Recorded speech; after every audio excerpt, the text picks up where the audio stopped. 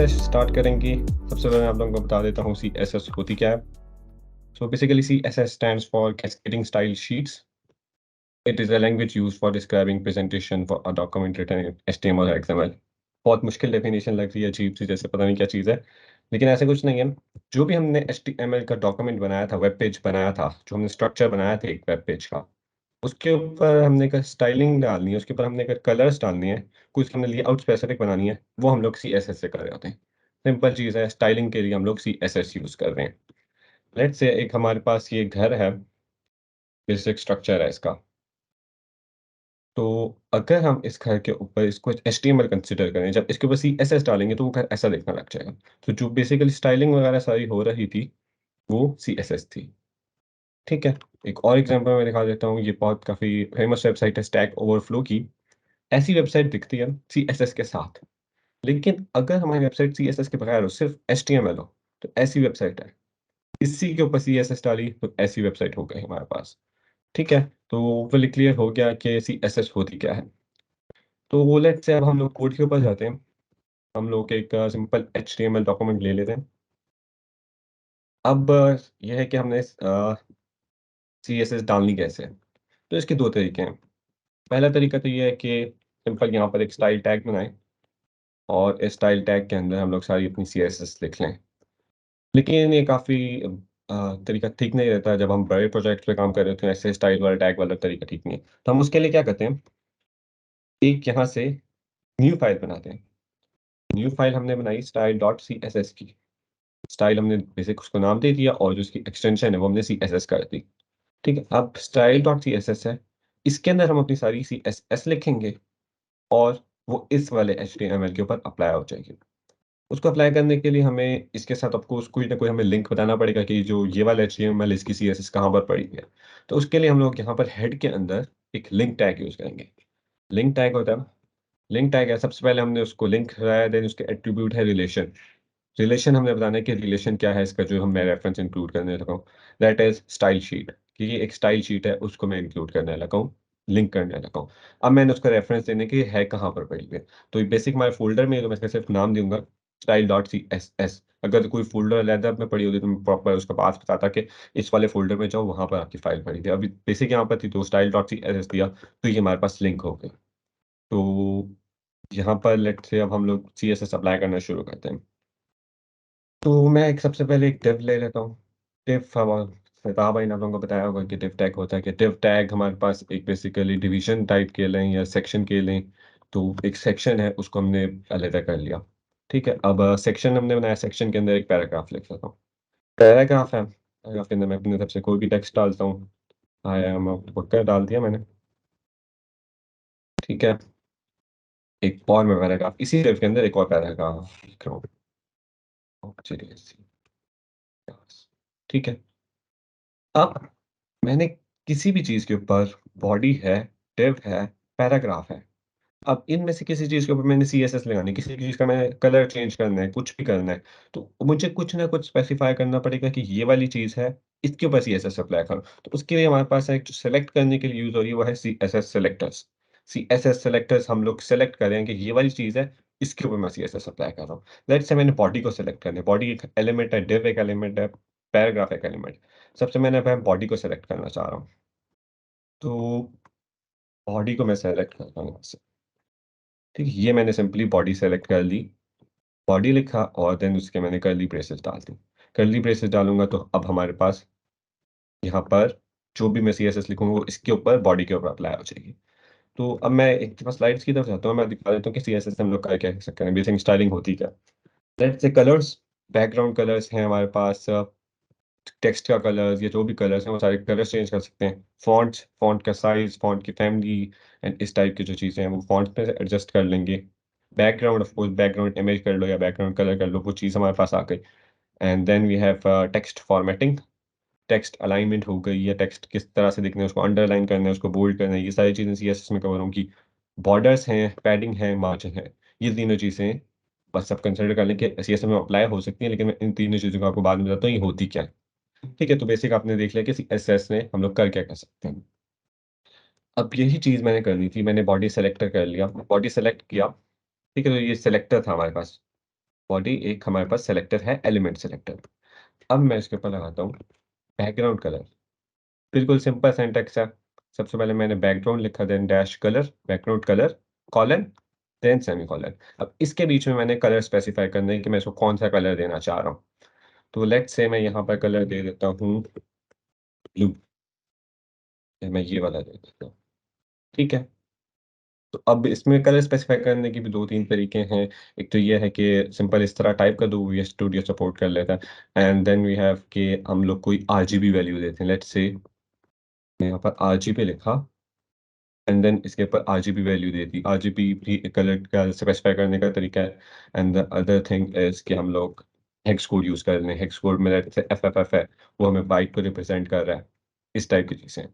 ठीक है? तो 3 कलर करने के हमारे पास तरीके हैं। तो मैं यहाँ पर फिलहाल ब्लू वायलेट ही यूज़ कर रहा हूँ।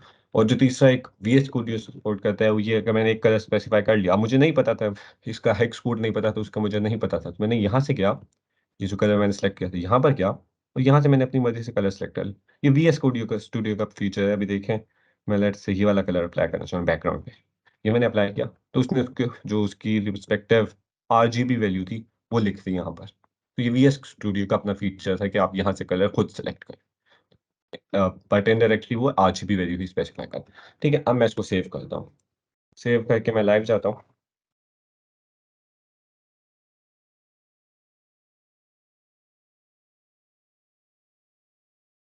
ठीक है, बस पता नहीं काफ़ी चीज़ें खुल गई हैं। सब मैं बंद कर देता हूँ।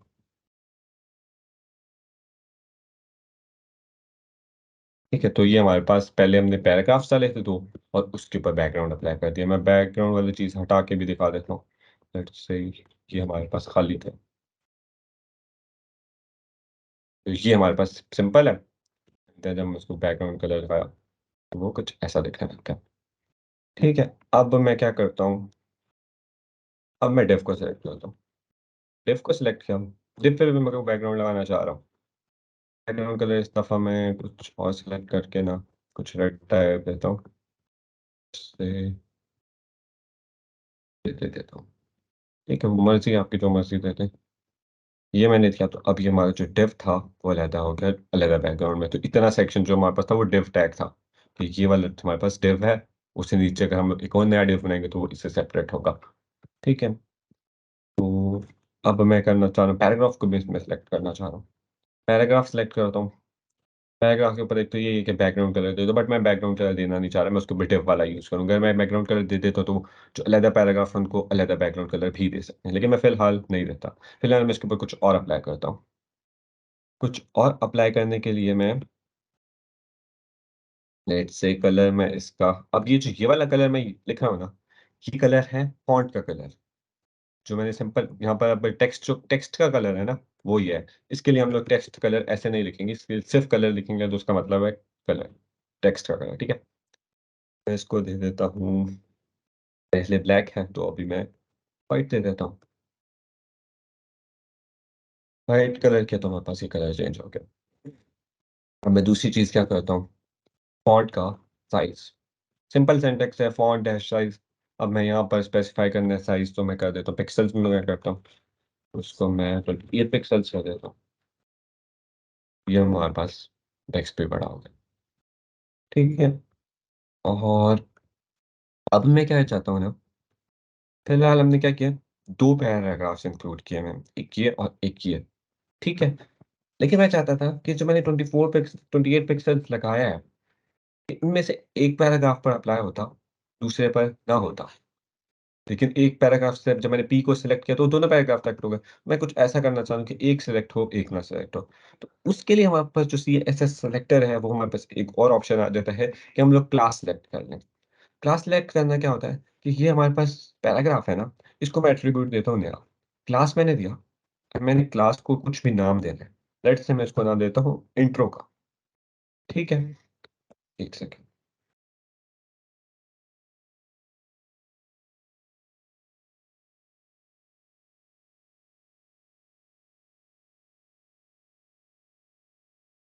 ठीक है, अब मैं इंट्रो का, मैंने इसको क्लास का नाम दे दिया और इस वाले को भी मैं एक क्लास का नाम देता हूँ।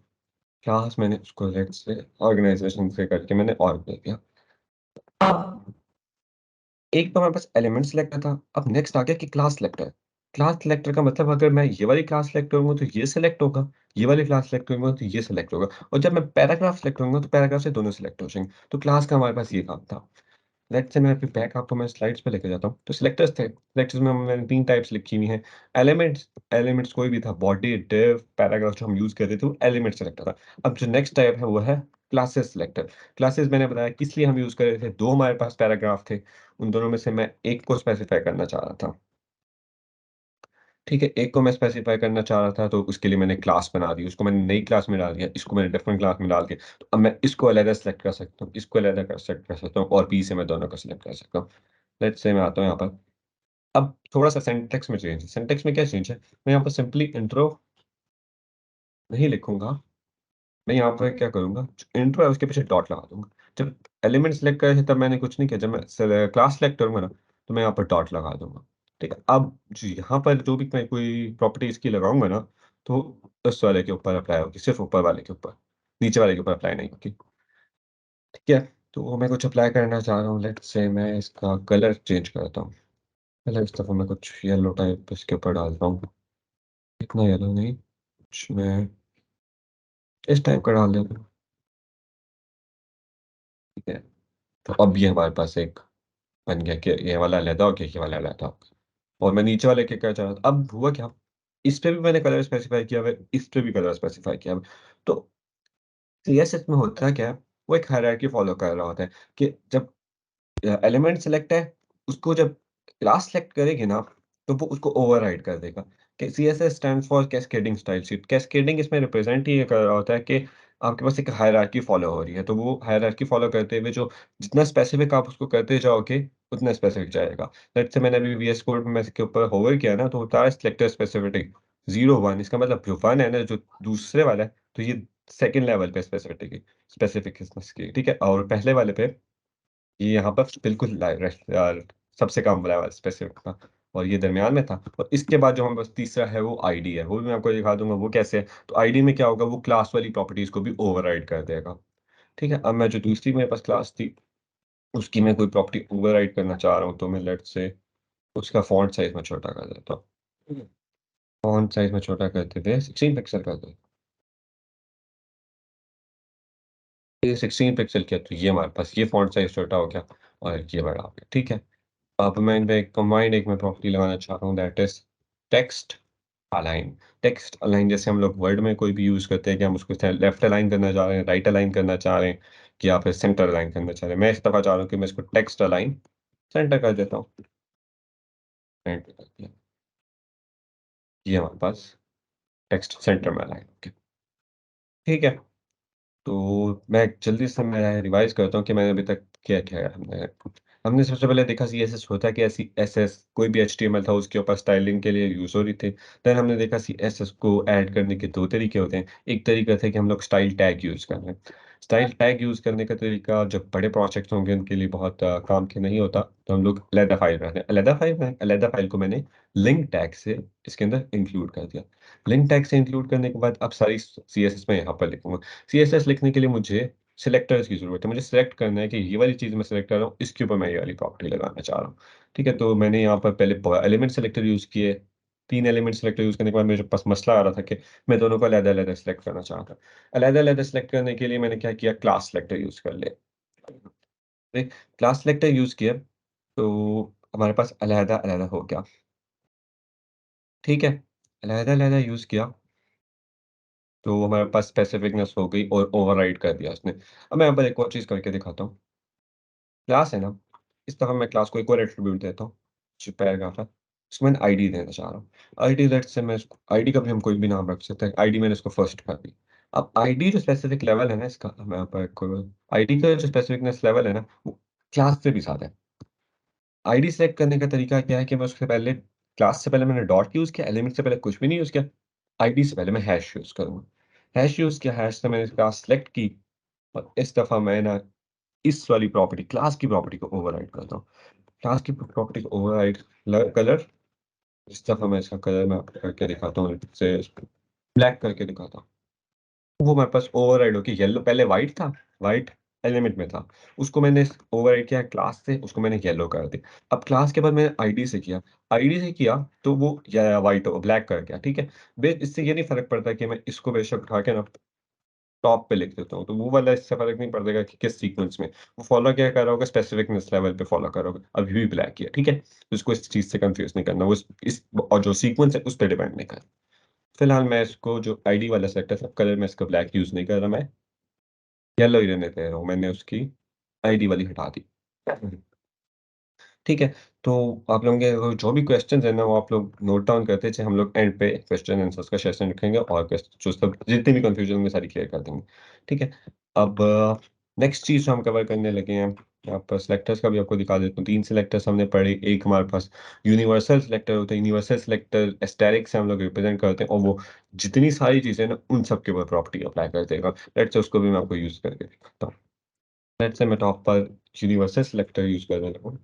यूनिवर्सल सिलेक्ट किया स्पेसिफिकनेस लेवल इस पे भी काम होगा। तो मैं लेट्स से इसके यहाँ पर फ़ॉन्ट फैमिली चेंज करता हूँ। तो जितनी मेरे पास कंटेंट लिखा है ना सब एक ही फ़ॉन्ट में आना चाहिए। फ़ॉन्ट फैमिली इसकी चेंज करता हूँ। फिलहाल हमारी फ़ॉन्ट फैमिली आप लोग नोट कर लें कि ये इस तरह की कुछ दिखती है। तो इस तरह मैं फ़ॉन्ट यूज़ करने लगा हूँ एरियल। एरियल फ़ॉन्ट यूज़ करते हैं। एरियल के बाद मैंने स्पेसिफ़ाई करना है कि ये सैन्स सेरिफ है कि सेरिफ है। सैन्स सेरिफ और सेरिफ टाइपफेसेस होती हैं। उनमें थोड़ा-सा फ़र्क होता है कि एक में नोकें होती हैं। उनको डिटेल्स में जानने की ज़रूरत नहीं है। बस हमें ये पता होना चाहिए जो हम फ़ॉन्ट यूज़ कर रहे हैं, वो सेरिफ है कि सैन्स सेरिफ है। सैन्स सेरिफ होता है एरियल, तो मैंने यहाँ स्पेसिफ़ाई कर दिया कि फ़ॉन्ट फैमिली जितनी भी हमारे पास बॉडी लगी हुई है, उसकी एरियल कर दो। ठीक है? तो अब हमने देखा कि ये चेंज हो गया। ठीक है? तो यूनिवर्सल सेलेक्टर भी हमने यूज़ कर लिया। ठीक है, universal selector asterisk element selector element लिखा और उसको सिलेक्ट कर दिया। H2 हमारे पास हेडर 2 टैग होता है, हेडिंग 2। ठीक है, आईडी सिलेक्टर के लिए हैश यूज़ किया, क्लास सिलेक्टर के लिए डॉट यूज़ किया। ठीक है, सिलेक्टर्स यहाँ तक हो गया और यहाँ पर कुछ कोड की एग्जांपल है कि हम लोग बॉडी के ऊपर कुछ कोड लगा रहे हैं, स्टाइलिंग लगा रहे हैं। ठीक है, अब नेक्स्ट चीज़ जो हमारे पास आती है ना, that is box model. Box model क्या होता है? बेसिकली अब मैं डिफ टैग को लेट्स से डिफ टैग के ऊपर बताता हूँ बॉक्स मॉडल कैसे लगा। डिफ है ना, डिफ का सबसे दिमाग में कंटेंट आएगा, देन उसके बाद उसकी पैडिंग होगी, देन बॉर्डर होगा, देन मार्जिन होगा। पैडिंग और मार्जिन ये दोनों क्या होती हैं? ये दोनों ब्लैंक स्पेसेस होती हैं। ब्लैंक स्पेसेस होंगी, हमने किसी भी चीज़ के अंदर कोई गैप देना था। लेट्स से मैंने एक डिव था, नीचे दूसरा डिव था, उसके अंदर मैंने कोई ना कोई गैप देना था ताकि वो अलग-अलग लगे। तो उसके बाद मैं पैडिंग या मार्जिन डालूँगा। पैडिंग या मार्जिन में डिफरेंस क्या है? पैडिंग जो है ना, वो जो डिव है ना, उसका हिस्सा होता है और जो मार्जिन है ना, वो इसका हिस्सा नहीं है। तो इससे फ़र्क क्या होता है? जो पैडिंग की व्हाइट स्पेस है, लेट्स से मेरा जो डिव था, वो येलो कलर का था और जो मेरे पास उससे ऊपर वाला था, लेट्स से बॉडी थी, वो व्हाइट कलर की थी। तो अब जो मार्जिन होगी ना, वो बॉडी की होगी, वो व्हाइट गैप देगा और जो पैडिंग है ना, वो येलो गैप देगा। तो ये फ़र्क है पैडिंग और मार्जिन में। मार्जिन अपने कंटेंट से बाहर होगी, जो अपना जो टैग है उससे बाहर होगी और पैडिंग उसके अंदर होगी और दरमियान में इनके एक बॉर्डर होगा। बॉर्डर को हम लोग कलर दे सकते हैं, बॉर्डर को हम लोग सेलेक्ट कर सकते हैं कि सॉलिड हो, डैश्ड हो, वो मैं यूज़ करूँगा अभी। ठीक है? तो अभी मैं दिखाता हूँ। तो अब हमारे पास डिफ था, डिफ को मैंने बताया कि हम लोग इसके ऊपर पैडिंग डाल सकते हैं। पैडिंग डालने का क्या तरीका है? पैडिंग डालने से क्या होगा कि इसके ऊपर कुछ ना कुछ गैप आएगा। मैं चाहता हूँ कि ऊपर और नीचे थोड़ा-थोड़ा गैप आ जाए। मैं लेट्स से पैडिंग करता हूँ।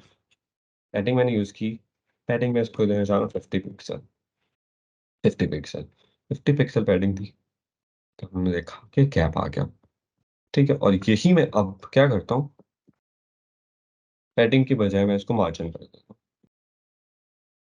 अभी आप देख लें कि स्पेसिंग कैसे हुई है, गैप आया है, लेकिन किस तरह से आया है कि हमारे पास वो रेड कलर का गैप आया। अब मैं मार्जिन डालता हूँ,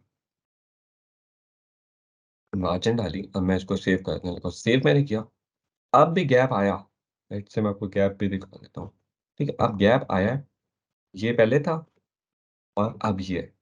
गैप आया, लेकिन वो जो गैप है वो इस वाले डिव से बाहर है, वो बॉडी को फ़ॉलो कर रहा है, बॉडी के अंदर गैप डाल रहा है, ठीक है? लेकिन वो इसको अलहदा कर देगा। तो मैं फिलहाल क्या करता हूँ, पैडिंग यूज़ करता हूँ। पैडिंग मैंने यूज़ की, ठीक है? अब मैं इस जो डिव है हमारे पास उसके ऊपर बॉर्डर डालने लगा। बॉर्डर बॉर्डर सबसे पहले मैं स्पेसिफ़ाई कर देता हूँ किस कलर का बॉर्डर हो। कलर मैं यूज़ कर लेता हूँ, जो मेरा ये वाला कलर है, उसी को मैं कॉपी कर लेता हूँ। ये वाला। सबसे पहले मैं स्पेसिफ़ाई किया कलर कौन-सा यूज़ करना है। अब मुझे स्पेसिफ़ाई करना है कि बॉर्डर का साइज़ कितना होना चाहिए। बॉर्डर का साइज़ मैं कर देता हूँ फॉर पिक्सल, 4 पिक्सल किया, अब मुझे स्पेसिफाई करना है 3 चीज़ें, पहले कलर, देन साइज़, अब मुझे स्पेसिफाई करना है बॉर्डर की टाइप क्या होनी चाहिए। बॉर्डर की टाइप मैं कर देता हूँ सॉलिड, मैं इसको सेव करता हूँ। ये मैंने सेव किया, तो ये हमारे पास बॉर्डर आ गया। सॉलिड की बजाय मैं कुछ और करता हूँ। सॉलिड की बजाय हमारे पास दूसरी और चीज़ है डैश्ड, और भी हमारे पास टाइप्स होती हैं सॉलिड और डैश्ड, और सीएसएस इज़ नेवर एंडिंग के आप लोग खुद लर्न कर सकते हैं कि क्या-क्या चीज़ें डैश्ड, ठीक है? तो ये डैश्ड आ गया हमारे पास। फिलहाल मैं सॉलिड रह गया। 4 पिक्सल का था, इसको मैं लेट्स से 10 पिक्सल का करा, तो हमारे पास 10 पिक्सल का बॉर्डर आ, ठीक है? 4 पिक्सल का मैंने इसको बॉर्डर दे दिया, इसी येलो कलर में। ठीक है, अब मैं एक और चीज़ यहाँ पर यूज़ करता हूँ, बॉर्डर का रेडियस। बॉर्डर के रेडियस से क्या होगा, बॉर्डर रेडियस मतलब इसको मैं राउंडिंग देना चाह रहा हूँ कि ये गोल हो जाए, ठीक है? बॉर्डर रेडियस भी स्पेसिफाई मैंने करने के कितना कितने साइज़ का लेना है। पिक्सल भी मैं यूज़ करता हूँ, पिक्सल मैंने कितना लेना चाह रहा हूँ, 25 पिक्सल, ठीक है? 25 पिक्सल दिया तो वो बॉर्डर राउंड हो गया, ठीक है? 25 पिक्सल से मैं कम करके 10 पिक्सल करता हूँ, तो ऐसे हो गया, ठीक है? उससे ज़्यादा मैं देना चाहूँ 100 पिक्सल कर देता हूँ। 100 पिक्सल किया तो बिल्कुल ही गोल की तरफ चला गया। फिलहाल मैं इसको 10 पिक्सल, ठीक है? तो ये हमारे पास एक डब्बा बन गया, ठीक है? तो इसमें बॉक्स मॉडल है हमारे पास, जो मैं बताना चाह रहा था कि बॉक्स मॉडल क्या होता है। ठीक है, तो अब मैं यहाँ पर एक और चीज़ दिखाता हूँ आपको। इंस्पेक्ट एलिमेंट में मैं जाता हूँ, ये आई गेस ताहा भाई ने कवर किया होगा। तो ये मैं सेलेक्ट किया डेव, मैंने सेलेक्ट किया। अब यहाँ पर मेरे पास ये चीज़ आ रही है ना, ये बॉक्स मॉडल है। ये रिप्रेज़ेंट कर रहा है कि ये दरमियान वाला, ये कंटेंट है। इसने कंटेंट हाइलाइट कर देगा यहाँ पर। ये इतना कंटेंट है, देन इतनी हमारे पास पैडिंग इंक्लूड हुई हुई है, देन इतना हमारे पास बॉर्डर है। अब ये बॉर्डर को सेलेक्ट कर, जो येलो वाले ने उसको हाइलाइट कर रहा है, तो शायद स्क्रीन पे नज़र ना आ रहा। और मार्जिन डैश है, मतलब मार्जिन कोई नहीं डाली थी। मार्जिन भी डाल के मैंने दिखाया हूँ। इट्स मार्जिन 10 पिक्सल कर देता हूँ। 10 पिक्सल की मैंने मार्जिन, तो यहाँ पर अभी 10 आ गई, और वो दिखा रहा है कि ये यहाँ पर भी दिखाएगा कि यहाँ पर मार्जिन आ गई। ठीक है? तो ये वाली चीज़ क्लियर हो गई कि बॉक्स मॉडल यहाँ पर भी, वहाँ पर किसी भी वेबसाइट पे हम जाते हैं, जैसे गूगल पर भी जाएँगे ना, तो गूगल का इंस्पेक्ट एलिमेंट कहते हैं, इंस्पेक्ट एलिमेंट करके मैं इसको चेक करना चाहूँ, इसका कैसे बॉक्स मॉडल बना हुआ है। तो ये आ गया, इसके ऊपर कोई पैडिंग नहीं डली हुई, कोई बॉर्डर नहीं डला, कुछ भी नहीं डाला हुआ, सिर्फ़ इसके ऊपर कंटेंट है, ठीक है? इसकी कोई पैडिंग नहीं डली हुई। अब मैं लेट्स से ये वाला इसका बटन चेक करना चाहता हूँ। अब बटन है, बटन के ऊपर ये इसकी पैडिंग शो हो रही है कि गूगल सर्च से लेफ्ट राइट इस पे पैडिंग डाली हुई। बॉर्डर भी डाला हुआ है व्हाइट सा या ग्रे सा, और मार्जिन भी डाली हुई है उसको दूसरे बटन से। ये हमारे पास बॉक्स मॉडल है, जो यहाँ पर इंस्पेक्ट एलिमेंट से में भी नज़र आ रहा है। ठीक है? तो बैक टू स्लाइड्स हम जाते हैं। So the CS box model is a container that contains multiple properties, including borders, margin, and padding, and the content itself. तो ये हमारे पास एक बॉक्स मॉडल बन जाता है। ठीक है, तो ये बॉक्स मॉडल सिंपल सा बना हुआ है।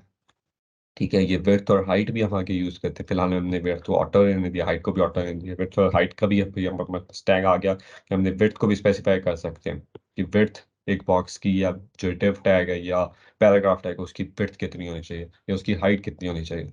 फिर हमने पैडिंग स्पेसिफाई की कि पैडिंग 10 पिक्सल हो, बॉर्डर इतना हो, मार्जिन इतना। ठीक है? अब हमारे पास जो नई चीज़ आती है, दैट इज़ पोज़िशनिंग। पोज़िशनिंग में क्या है कि मैंने ये करना है कि ये जो ये हमारे पास बॉक्स है, ये कितनी पोज़ीशन हो इसकी, किस और कहाँ किस क्या इसकी पोज़ीशन है, किस हिसाब से इसकी पोज़ीशनिंग हो रही है, ठीक है? तो ये पोज़ीशनिंग वाली मेरे पास प्रॉपर्टी है। तो लेट्स से मैं इसको समझाने के लिए ना मैं क्या करता हूँ, जो डिव टैग है ना, एक मैं 3-4 कॉपीज़ बनाता हूँ। ये मैं 3-4 कॉपीज़ बना रहा हूँ ताकि समझ आ जाए कि किस डब्बे में डिफ़रेंस आ रहा है। ठीक है? तो ये मैंने 3-4 प्रॉपर्टीज़ बना दी। अब मैं ये वाला डब्बा है ना, इसके ऊपर प्रॉपर्टीज़ अप्लाई करना चाह रहा हूँ, तो मैं क्या करता हूँ, जो दूसरा डब्बा है ना, इसको मैं एक नई क्लास दे देता हूँ ताकि इसके ऊपर जो मैं प्रॉपर्टीज़ अप्लाई करूँ वो करना चाह रहा हूँ। ठीक है? तो मैं इसको ना लेट्स से दे देता हूँ बॉक्स, मैंने इसको क्लास का नाम दे दिया। ठीक है? तो अब जो भी प्रॉपर्टीज़ अप्लाई करेंगे ना हम पोज़ीशनिंग की समझाने के लिए, वो मैं डॉट बॉक्स पे करूँगा। ठीक है? अब डॉट बॉक्स के ऊपर सबसे पहले हमारे पास positioning property that is static, कि हम लोग स्टैटिक देना चाह रहे हैं। स्टैटिक क्या होता है कि जिस तरह से डिफ़ॉल्ट नज़र आ रहे हैं ना ये स्टैटिक ही है। अब मैं लिख दूँ वहाँ पर कि पोज़ीशन स्टैटिक, तो उससे फ़र्क नहीं पड़ेगा। लेकिन हमारे पास जो बाय डिफ़ॉल्ट वो स्टैटिक है। लेट्स से मैं यहाँ पर लिख भी देता हूँ, पोज़ीशन स्टैटिक, ठीक है? अब मैंने लिखा, देखा कोई फ़र्क ही नहीं आया। क्यों? क्योंकि जो बाय डिफ़ॉल्ट था वो भी स्टैटिक था और जो अभी है वो भी स्टैटिक है। ठीक है? तो स्टैटिक हमारे पास कवर हो गया कि सिंपल है, जैसे नज़र आ रहा था वैसा ही है बाय डिफ़ॉल्ट, कोई चेंजेस नहीं। दूसरी हमारे पास आती है रिलेटिव। रिलेटिव रिलेटिव में क्या होता है, जो इसकी अभी पोज़ीशन आ रही है ना, ये वाली पोज़ीशन है, इससे ये कुछ राइट या कुछ लेफ्ट या कुछ नीचे या कुछ ऊपर मैं इसको मूव करवाना चाह रहा हूँ। तो ये रिलेटिव है। Relative is with respect to its original position. Original जो पोज़ीशन है, जो इसकी अभी है, ये ओरिजिनल पोज़ीशन। इससे मैं कुछ इसको इसके हिसाब से पोज़ीशन करना चाह रहा हूँ, तो इसके अंदर हम लोग रिलेटिव यूज़ करेंगे। ठीक है, तो ये रिलेटिव मैंने लगाया। रिलेटिव अभी सिंपल ऐसे लगा दूँ ना, सेव भी मैंने कर दिया, ठीक है? मैंने इसको सेव कर दिया। कुछ भी नहीं हुआ। तो क्यों? क्योंकि मैंने अब स्पेसिफ़ाई कर दिया कि मैं इसको रिलेटिव से कहाँ से मूव करना चाह रहा हूँ। तो मैं यूज़ करता हूँ टॉप। टॉप मैं इसको टॉप से मूव करवाना चाह रहा हूँ। टॉप से कितना मूव करवाना चाह रहा हूँ? टॉप से 10 पिक्सल मूव करवाना चाह रहा हूँ। अभी देखिए, टॉप से वो नीचे आ गया। ठीक है? टॉप से मैं इसको वो 50 पिक्सल मूव करवाना चाह रहा हूँ। तो टॉप से 50 पिक्सल नीचे आ गया। ठीक है? अब एक और चीज़ लेट्स से मैं इसको फिलहाल 10 पिक्सल रहने देता हूँ। और जो लेफ्ट है ना, लेफ्ट से भी मैं इसको मूव करवाना चाह रहा था। लेफ्ट से मैं इसको लेफ्ट में भी मैं 10 पिक्सल की स्पेसिंग देना चाह रहा था। लेफ्ट में भी 10 पिक्सल की स्पेसिंग आ गई हमारे पास। तो ये हमारे पास हो गया रिलेटिव। स्टैटिक वाज़ जैसे है वैसे रहने दो। रिलेटिव वाज़ कि जो उसकी ओरिजिनल पोज़ीशन है ना, उसके हिसाब से उसको चेंज कर दो। Then we have next is absolute. Absolute क्या कहता है ना, रिलेटिव ने इसको अपनी ओरिजिनल पोज़ीशन से किया। ठीक है? अब जो एब्सोल्यूट है ना, वो इसको इसका जो पेरेंट है ना, पेरेंट उसके हिसाब से करेगा। पेरेंट से क्या मतलब है? पेरेंट से मतलब है जो इसके अपर टैग है ना, मतलब ये वाला अपर नहीं, जो जिस टैग के अंदर ये है ना, वो इसका पेरेंट है। ये डिव किस टैग के अंदर है? डिव बॉडी के अंदर है। पैराग्राफ किस टैग के अंदर है? पैराग्राफ डिव के अंदर है। पैराग्राफ का पेरेंट कौन हुआ? डिव। डिव का पेरेंट कौन हुआ? बॉडी। ठीक है? तो अभी जो डिव है, उसका पेरेंट बॉडी हो गया। तो अगर मैं डिव के ऊपर पोज़ीशनिंग लगा रहा हूँ, तो वो किस हिसाब से एब्सोल्यूट यूज़ करेगा? पेरेंट के हिसाब से करनी थी। पेरेंट इसका कौन है? बॉडी। तो वो जो ओवरऑल जो उसकी स्क्रीन नज़र आ रही है ना, उसके हिसाब से इसने पोज़ीशनिंग करनी है। ठीक है, तो मैं पोज़ीशन एब्सोल्यूट करता हूँ यहाँ पर। एब्सोल्यूट की ना, अब मैं इसको सेव अभी मैंने किया नहीं है, ठीक है? पहले हमारे पास 10 अभी मैंने इसको ये यहाँ पर जो ये लिखा है ना, 10 पिक्सल और 10 पिक्सल, ठीक है? 10 पिक्सल और 10 पिक्सल, तो वो रिलेटिव के हिसाब से था, तो इसने ओरिजिनल पोज़ीशन के हिसाब से, इस दफ़ा पेरेंट के हिसाब से होना चाहिए। तो मैं इसको सेव किया, ठीक है? तो वो अब जो एब्सोल्यूट जो है ना, एब्सोल्यूट के अंदर एक और प्रॉपर्टी होती है। एक तो उसने उसको पेरेंट के हिसाब से राइट लेफ्ट कर दिया, ठीक है? तो इसकी जो ओरिजिनल पोज़ीशन थी ना, वो उसने गायब कर दी। ठीक है? तो एब्सोल्यूट में क्या होगा कि वो अपनी ओरिजिनल पोज़ीशन उसने खो दी और उसने उसको अपने स्क्रीन के अपने जो पेरेंट टैग है उसके हिसाब से एडजस्ट कर दिया। उसके हिसाब से एडजस्ट करते हुए उसने एक और चीज़ जिसके ऊपर लगा दी ना, जिसकी विड्थ है ना, उसको उसने काम ज़्यादा कर दिया। कम ज़्यादा अब मैं इसको वापस से मैं इसको 100% पर ला सकता हूँ, क्योंकि बाय डिफ़ॉल्ट सीएसएस इंटेलिजेंट होती है, कुछ ना कुछ अप्लाई कर देती है बाय डिफ़ॉल्ट। जब हम कोई चीज़ लगाएँगे ना, कुछ अप्लाई करेगी, जो उसको सही लग रहा होता है ना, वो अप्लाई कर देती है। लेट्स से मैं आपको एक और चीज़ दिखाता हूँ। अब ये पैराग्राफ है, ये पैराग्राफ है, ठीक है? इसके अंदर मैंने अपनी तरफ से यहाँ पर पैराग्राफ्स के बीच में कोई मैंने स्पेस नहीं डाली थी, ठीक है? कोई मैंने यहाँ पर टैग नहीं यूज़ किया, ब्रेक टैग या कोई टैग मैंने यूज़ नहीं किया। कोई मैंने पैराग्राफ को मार्जिन नहीं दी, कोई पैडिंग नहीं दी, लेकिन फिर भी ये डिफरेंट स्पेस आ रही है। तो ये क्यों आ रही होती है? ये क्या होता है, जो सीएसएस है ना, वो बाय डिफ़ॉल्ट ना पैराग्राफ टैग की मार्जिन उसने रखी हुई है। मार्जिन फिलहाल यहाँ पर 0 नहीं है, मैंने नहीं लिखा कि 0 है, 0 से ज़्यादा करो इसको, लेकिन उसने अपनी मर्ज़ी से उसको 0 से बढ़ा दिए, ठीक है? तो बाय डिफ़ॉल्ट कुछ ना कुछ अप्लाई हो रहा होता है, ठीक है? तो ये जो यहाँ पर है, उसने एब्सोल्यूट को जब मैंने उसको एब्सोल्यूट यूज़ किया ना, तो उसने उसको अपने हिसाब से उसको छोटा कर दिया, ठीक है? तो मैं इसको वापस बड़ा भी कर सकता हूँ, लेकिन उसने इंटेलिजेंटली यूज़ किया, क्योंकि अगर मैं इसको फुल रहने देता, तो वो फुल इसके ऊपर ही आ जाता, ठीक है? तो समझ आई कि बाय डिफ़ॉल्ट कुछ ना कुछ अप्लाई हो जाता है। विद रिस्पेक्ट कि आप लोग कौन-सा टैग यूज़ कर रहे हैं या क्या यूज़ कर रहे हैं। ठीक है? अब मैं ये वाली चीज़ आपको दिखाता हूँ ना। जो पैराग्राफ के अंदर यूज़ होती थी। 2 चीज़ें मैं तो साथ-साथ लेके चलने लग गया, तो पैराग्राफ मैं पहले स्पेसिफ़ाई कर देता हूँ। पैराग्राफ फिलहाल मैंने कोई भी मार्जिन नहीं डाली हुई थी, कुछ ना कुछ शो हो रहा था। अलबत्ता आपको लग रहा होगा कि 0 होना चाहिए था, लेकिन 0 नहीं है। यहाँ पे मैं क्या करता हूँ मार्जिन मार्जिन 0। अब मैं 0 कर रहा हूँ, स्पेसिफिकली मैंने खुद 0 किया, तो वो 0 हो गई। पहले 0 नहीं थी, मैंने लिखा नहीं था, फिर भी वो 0 से बड़ी थी। वो बाय डिफ़ॉल्ट कुछ ना कुछ अप्लाई होता है। इस तरह मैंने स्पेसिफ़िक कर दिया कि इसके अंदर 0 पिक्सल की मार्जिन डाल दो। तो एब्सोल्यूट ने भी ये किया था, अपनी मर्ज़ी से उसको चेंज कर दी उसके बाद।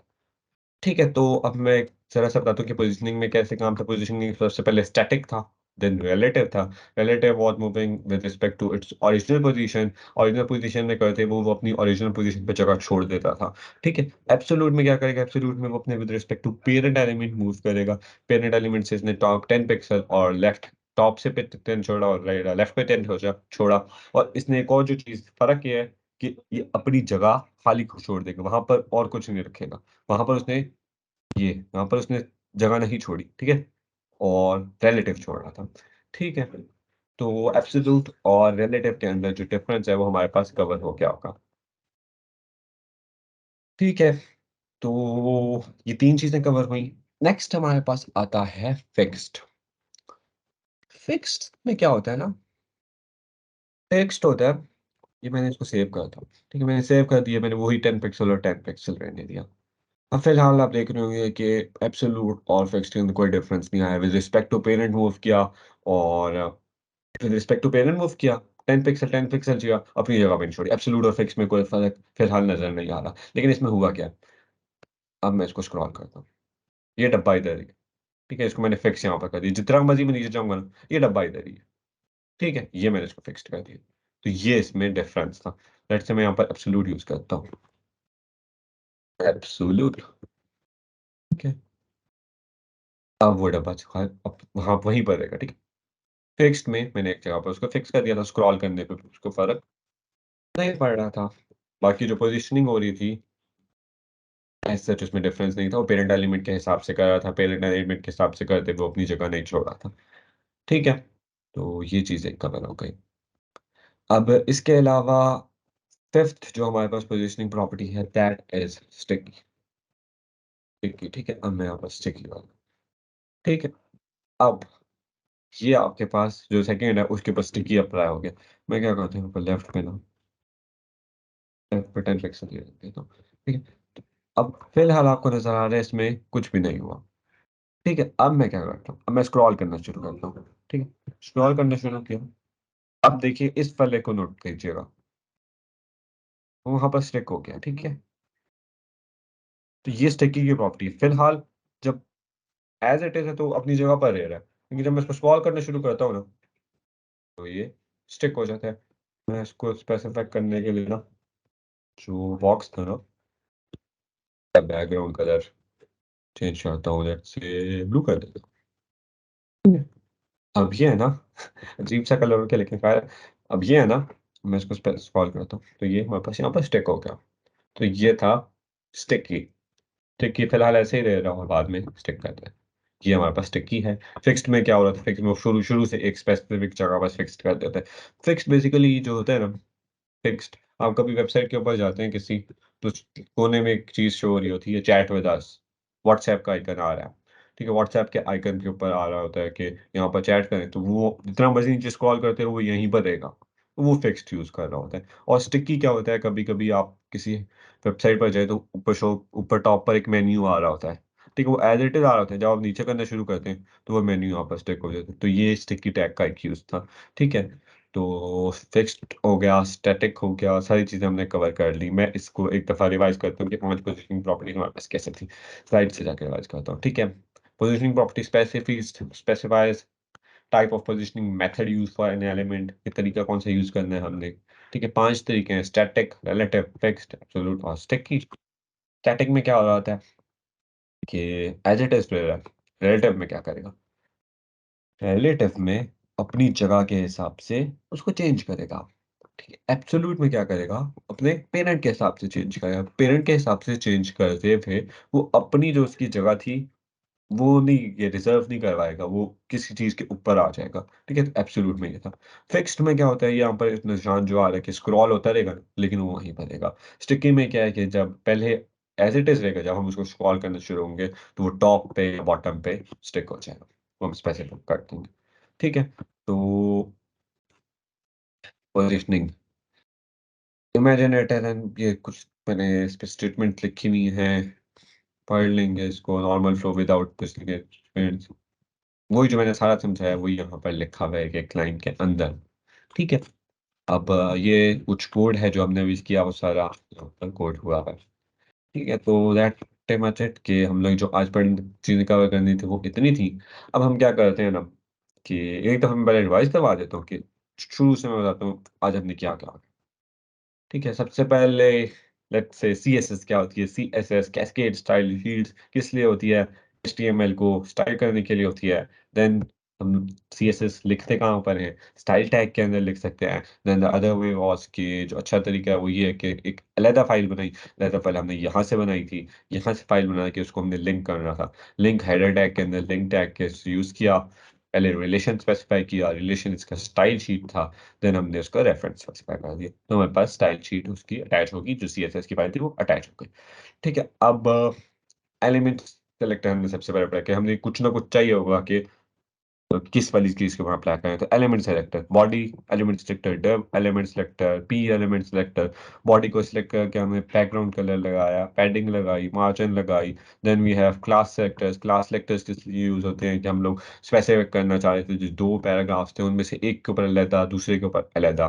तो ये हमारे पास क्लास सेलेक्टर थे। देन वी हैव कवर्ड कि आईडी सेलेक्टर भी होते हैं। आईडी सेलेक्टर का लेवल और ज़्यादा स्पेसिफिक होता है। वो क्लास की बजाय एक और होगा, उसको भी यूज़ कर लेते हैं। और एक और चीज़ मैं यहाँ पर बता देता हूँ कि अभी फ़िलहाल हमने ना जो यहाँ पर इंट्रो है ना, क्लास, अब मैं यहाँ पर एक और पैराग्राफ बनाता हूँ ना, इस पैराग्राफ की जो मैं क्लास है वो भी इंट्रो कर सकता हूँ। इंट्रो करूँगा तो वो यही वाली स्टाइलिंग फ़ॉलो करेगा। लेकिन जो आईडी है ना, वो एक पैराग्राफ के लिए एक ही आईडी होगी। जो आईडी है वो यूनिक होती है। ठीक है? तो आईडी और क्लास में एक ये भी फ़र्क है। आईडी सबसे ज़्यादा स्पेसिफिक होती है। ठीक है, और एक हमने जो सिलेक्टर करा था वो यूनिवर्सल सिलेक्टर था। यूनिवर्सल सिलेक्टर में हमने जाके फ़ॉन्ट की जो फ़ैमिली है वो स्पेसिफ़ाई कर दी ताकि वो सबके लिए एक ही रहे। ठीक है? Then we covered box model हमने कवर किया। बॉक्स मॉडल हमने देखा कि दरमियान में content, then padding, then border, then margin. अब पैडिंग और मार्जिन इनमें कन्फ्यूज़ होते हैं लोग। ये दोनों होती हैं हमारे पास ब्लैंक स्पेस हैं। इनमें फ़र्क क्या होता है कि जो दरमियान जो पैडिंग है वो डिव टैग या जो भी हम लोग टैग है उसका हिस्सा होती है, और जो मार्जिन है वो हमारे पास टैग से बाहर होती है। ठीक है? तो पैडिंग और मार्जिन में कन्फ्यूज़ होते हैं लोग, वो स्पेसिफिक हो गया कि इसके अंदर क्या डिफरेंस है। देन उसके बाद जो हमने कवर किया है, then it was positioning properties. Positioning properties, positioning methods के 3-4 हमने तरीके देखे। सबसे पहले हमारे पास था स्टैटिक। स्टैटिक के अंदर स्पेसिफिक रहेगा कि स्टैटिक कैसे चल रहा है, जैसे था वैसे ही रहेगा। Then we have relative. Relative में क्या होता है, जो उसकी ओरिजिनल पोज़ीशन है, उसके हिसाब से चेंज करेगा, ठीक है? और उसके बाद है हमारे पास एब्सोल्यूट। एब्सोल्यूट क्या करेगा कि जो उसका पेरेंट टैग है, उसके हिसाब से पोज़ीशनिंग चेंज कर रहा था, ठीक है? और वो अपनी जगह रिज़र्व नहीं करवा रहा था। Then we have fixed. Fixed क्या था कि वो पोज़ीशनिंग तकरीबन एब्सोल्यूट के हिसाब से कर रहा था, लेकिन जब हम उसमें स्क्रॉल करते थे, तो वो अपनी जगह पर रहता था।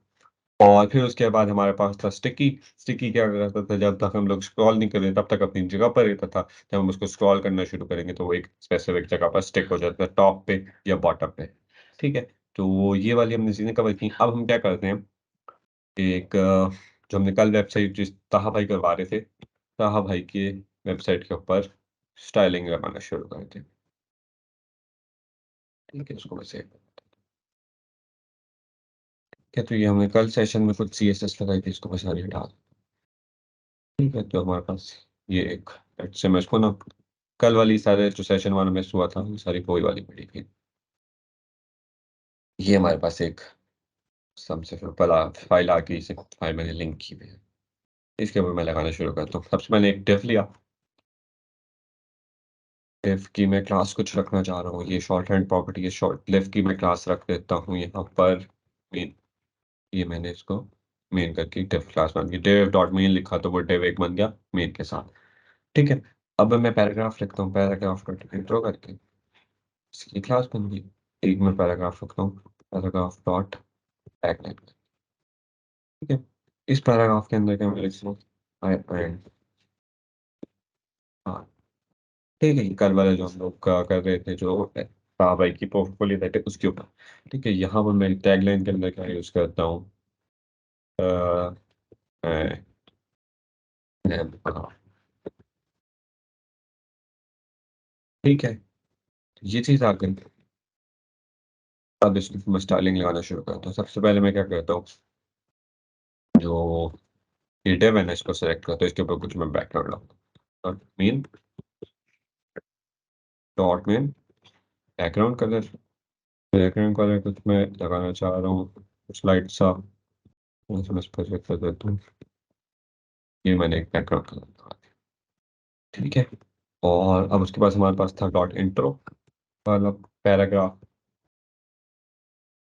डॉट इंट्रो के अंदर में फॉन्ट जो साइज है ना, फॉन्ट साइज को मैं कुछ देना चाह रहा हूँ, बड़ा साइज 48 पिक्सल में कर, 48 पिक्सल का मैंने फॉन्ट साइज किया। जो कलर है वो मैं कुछ इसके हिसाब से डार्क कर देता हूँ, इस टाइप का मैंने कुछ। ठीक है, अब जो तीसरी वाली चीज थी हमारे पास डॉट टैगलाइन था। टैगलाइन टैगलाइन को मैं छोटा यूज करता हूँ, font size let's say 18 pixel. इसका कलर मैं कर सकता हूँ ब्लैक ही रहने दे। और जो ओवरऑल जो पैराग्राफ है ना, पैराग्राफ के ऊपर मैं प्रॉपर्टी लगाता हूँ कि देखिए फॉन्ट फैमिली है, और फैमिली को क्लियर करके सेंसर करके मैंने सेंसर कर दिया clear करके। ठीक है, ये मैंने एक अपने हिसाब से डेफ मैंने सिंपली कर दिया। अगर मैं एक और चीज़ कर देता हूँ, जो डेफ था उसके ऊपर मैं पैडिंग लगा दूंगा, पैडिंग मैंने लगा दी 4। अब देखते हैं भाई वेबसाइट कैसे लगा रही है। ठीक है, ये कुछ हमारे पास अजीब सी वेबसाइट बनी है, इसके अंदर मैं एक चीज़ करना चाह रहा हूँ, जो पैराग्राफ पर टेक्स्ट अलाइन लगा रहा हूँ, टेक्स्ट अलाइन सेंटर सेव, और जो पैडिंग है उसको मैं 3। अब देख, अब ये हमारे पास आ गया ऐप कॉलम फोटोग्राफर। और एक और चीज़ मैं यहाँ पर करता हूँ, एक तो इसको मैं 250 कर देता हूँ ताकि मेरे पास एक स्क्रीन के हिसाब से फिट होते, और दूसरी चीज़ में पैराग्राफ है, उसकी मैं मार्जिन जो बाई डिफॉल्ट थी कुछ आ रही थी, उसको मैंने 0 पिक्सल कर दिया। अब ये डिफरेंस आ रहा था, और ओके, ये नीचे हमारे पास डिव टैग यहाँ पर ख़त्म हो रहा है। ठीक है, अब ये चीज़ कवर हो गई। लेट से मैं एक नया चीज़ बना नई चीज़ करता हूँ, एक और डिव टैग बनाता हूँ, डिव डॉट इमेज। इसमें मैं इमेज इंक्लूड करना चाह रहा हूँ, इमेज इंक्लूड कर रहा हूँ। इमेज इमेज की सोर्स, ये मेरे पास इमेज पड़ी हुई है, मैंने एक्सट्रैक्ट कर दिया। आप इसका अल्टरनेटिव जो होता है कि अगर इमेज नहीं शो हो रही तो वो अल्टरनेटिव एट्रीब्यूट होगी, वो टेक्स्ट लिखा हुआ आएगा, मैं इसको कर देता हूँ मेरी इमेज। ठीक है, इमेज सिंपल, मैंने इसको भेज दिया हमारी image। ठीक है, अब इस तरह मैं क्या करता हूँ ना, जो डॉट इमेज है ना, इसमें करता हूँ डॉट इमेज डिव, इस वाले को जो क्लास दे रहा हूँ दैट इज इमेज, बस कंबाइन हो। पहले मैं डॉट इमेज डिव के ऊपर कुछ स्टाइलिंग आता हूँ, डॉट इमेज डिव, इसका मैं सेम बैकग्राउंड करता हूँ, सेम बैकग्राउंड कलर किया। इसको मैं ये भी कर सकता था कि पूरी बॉडी को सेलेक्ट करके, वही मैं कर देता हूँ, वही ज़्यादा बेहतर रहेगा। पूरी बॉडी को सेलेक्ट करके इसी का मैंने बैकग्राउंड का वही कर देता हूँ। ये मैंने बैकग्राउंड कर दी, यहाँ पर भी अब लगाने की जरूरत नहीं है। ये आ गया। ठीक है, अब इमेज टेप के ऊपर कुछ मैं लगाना चाह रहा हूँ, नहीं लगाना चाह रहा, ये पैडिंग में इसके ऊपर थोड़ी सी लगा, पैडिंग 50 पिक्सल, 50 पिक्सल की पैडिंग कर दी। और जो दूसरी चीज़ मैं करता हूँ डॉट इमेज, अब जो मेरे पास इमेज है ना उसके ऊपर कुछ प्रॉपर्टी लगानी।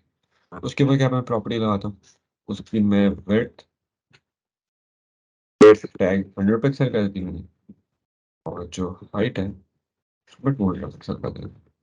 ठीक है, ये हो गया। और एक और मैं चीज़ करता हूँ, बॉर्डर रेडियस भी डाल देता हूँ। बॉर्डर रेडियस मैंने डाल दिया 25 पिक्सल का, बॉर्डर भी डाल देता हूँ। बॉर्डर में डाल रहा हूँ किस कलर का, इसी कलर, इस कलर का मैंने इस पर बॉर्डर डाल दिया। ठीक है, पिक्सल का बॉर्डर डाल दिया। ये ठीक है, तो ये हमारे पास कुछ इमेज आ गई। इसको मैं बॉर्डर बड़ा करता हूँ एक तो, पिक्सल का, ये हमारे पास कुछ एक इमेज आ गई। ठीक है,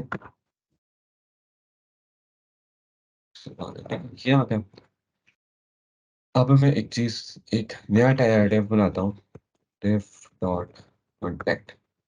div डॉट कॉन्टेक्ट में मैं क्या चाह रहा हूँ कि सबसे पहले मैं पैराग्राफ बना लेता हूँ। पैराग्राफ डॉट हेडिंग, ये मैं H1 यूज करता हूँ। चलो H1 यूज कर, H1 यूज करते हुए मैं यहाँ पर लिखता हूँ गेट इन टच। एक मैं हेडिंग डालता हूँ get in touch, get in touch. ये यहाँ पर मैं इसको सेलेक्ट करता हूँ, H1 को, H1 को सिलेक्ट करते हुए मैंने तो कर दिया अलाइन, या टेक्स्ट अलाइन, जो है टेक्स्ट अलाइन सेंटर। दूसरी चीज मैं इसके ऊपर कलर डालना चाह रहा हूँ, कलर RGB वाला जो हमारे पास ये वाला, मैंने ये कर दिया उसको। तो ये हमारे पास गेट एंड टच आ गया। और इसके बाद मैंने जो इसका पैराग्राफ में बनाया रहा था, वही मैं करना चाहता हूँ, इसी वाले को मैं प्रूफ करके ना हमको तो बॉडी में डाल सब पे अप्लाई हो जाए, अलग अलग अप्लाई करने की बजाय सब पे एक ही बार अप्लाई कर दो, तो गेट इन टच पे हमारे पास। अब मैं चाह रहा हूँ इसके जो नीचे है ना, इसके नीचे एक बटन है। एक तो हम लोग बटन का जो टैग है, बटन टैग वो भी यूज कर सकते हैं। बटन टैग करने की यूज बजाय ना, मैं एक एंकर जो लिंक है ना, एंकर लिंक यूज करता हूँ। एंकर लिंक का यूज करने की बजाय मैं यहाँ पर जो इसका ये है, कॉन्टेक्ट मी, ठीक है, और जो इसका रेफरेंस है वो मैं दे देता हूँ, फिलहाल मैंने कुछ भी दिया। ठीक है, तो ये हमारे पास ये कॉन्टेक्ट मी है। अब इसी लिंक है ना, इसको मैं बटन में कन्वर्ट कर दूँ। बटन में मैं कैसे कन्वर्ट करूंगा, जो इसको मैं क्लास दे देता हूँ, क्लास बटन। ठीक है, क्लास बटन देने से कुछ नहीं है, सिर्फ मैंने उसका नाम दिया, डॉट बटन में सेलेक्ट करता हूँ। ठीक है, बटन मैंने सेलेक्ट किया, बैकग्राउंड कलर में यही वाला लगा देता हूँ। ठीक है, और मैं एक और चीज़ करता हूँ, ये हो गया। इसके ऊपर मैं कुछ पैडिंग डालता हूँ, पैडिंग में 10 पिक्सल डाल, 10 पिक्सल की पैडिंग डाली। जो कलर है वो वाइट कर देता हूँ। ठीक है, ये कुछ अजीब सा बटन बन गया। ठीक है, बटन, अब मैं इसको कुछ और करने के लिए मैं क्या करता हूँ, लेट्स से, तो मैंने क्या करना है ना, बटन की इस पर एक div, मैं थोड़ी सी इसमें मार्जिन भी डालना चाह रहा हूँ, मार्जिन की इसकी जो इर्द गिर्द है वो भी थोड़ी सी स्पेस आ जाए, 10 पिक्सल। उसके नीचे लेफ्ट राइट में कुछ स्पेस आ गई। ठीक है, अब कलर भी मैंने वाइट कर दिया। एक और चीज़ मैं करना चाह रहा हूँ, ये जो टेक्स्ट के नीचे अंडरलाइन है ना, इसको मैं ख़त्म करके, तो इसको क्या कर, टेक्स्ट डेकोरेशन, बाय डिफ़ॉल्ट कुछ टेक्स्ट डेकोरेशन सेट हुई भी थी, वो अब नन कर दी। या मैं इसको अगर अंडरलाइन करता हूँ, अंडरलाइन, अंडरलाइन बाय डिफ़ॉल्ट में अंडरलाइन थी लिंक के लिए, और यहाँ पर भी अंडरलाइन में स्पेसिफिक कर सकता हूँ। डट से ना, मैं ये जो H1 था, इसके ऊपर मैं टेक्स्ट डेकोरेशन डालता हूँ, डेकोरेशन अंडरलाइन है, सॉलिड है, ये सारी हमारे पास डिफरेंट डिफरेंट किस्म डेकोरेशन भी करते हैं सच्ची हम। अब भी कुछ ना कुछ हद तक हमने इसके ऊपर स्टाइलिंग अप्लाई की है। अब CSS का हमारे पास कल भी एक सेशन है, उसके अंदर हम लोग चीज़ें पढ़ेंगे ना, वो इसके ऊपर अप्लाई करेंगे। अभी मुझे नज़र आ रहा है कि ये भी यहाँ पर अजीब सी लगती है, ये भी अजीब सा लग रहा है, ये जो सारी चीज़ें हैं ना, कल हम लोग चीज़ें पढ़ेंगे, कल कंटेनर्स पढ़ने हैं हमने, डिफरेंट लेआउट्स पढ़नी है। वो जब सारी चीज़ें पढ़ेंगे उसके बाद इसी के ऊपर काम करेंगे, इसी को हम लोग बेहतर बनाएंगे। और वही सारी चीज़ें करके हम लोग एक अच्छी-सी पोर्टफ़ोलियो वेबसाइट बना लेंगे। ठीक है? तो फ़िलहाल इसको यहीं पर छोड़ते हैं। आज का सेशन हमारा तकरीबन इतना ही था।